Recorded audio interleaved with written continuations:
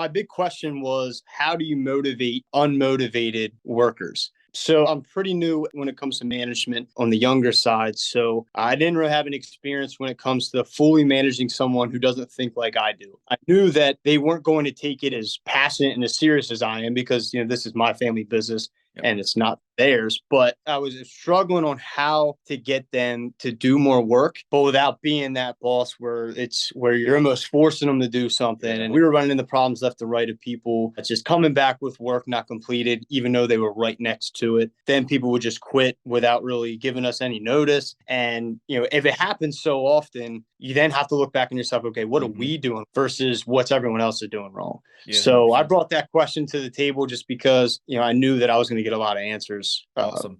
And how did you feel about having that space and that place and that group of other entrepreneurs, other business owners, other leaders to be able to Yeah. come to? How did you feel about having that? Were you nervous? Did you feel Mhm. comfortable enough being able to do that and so forth? So give us your perspective on having that Yeah. benefit of having that community of leaders and entrepreneurs in your corner that you can go to. Yeah, so I've always looked to my dad for advice on a lot of things growing up. So with this, it's a little bit harder to do because we're both involved in this so much. So getting outside sources is definitely a great idea. What I like the most, and this is, basically for my situation, is I am relatively younger than most. I don't have, nearly as the expertise and experience like some of these people have in the group. So I thought, what better way to learn more is to Mhm. come to this group and talk about it. I felt extremely confident, especially Matt Rhoda is the one who brought me on this group. So, with the way he presents himself and the way he kind of holds himself together and how he is professionally, I knew that everyone in this group would be almost the exact same. And I was so excited to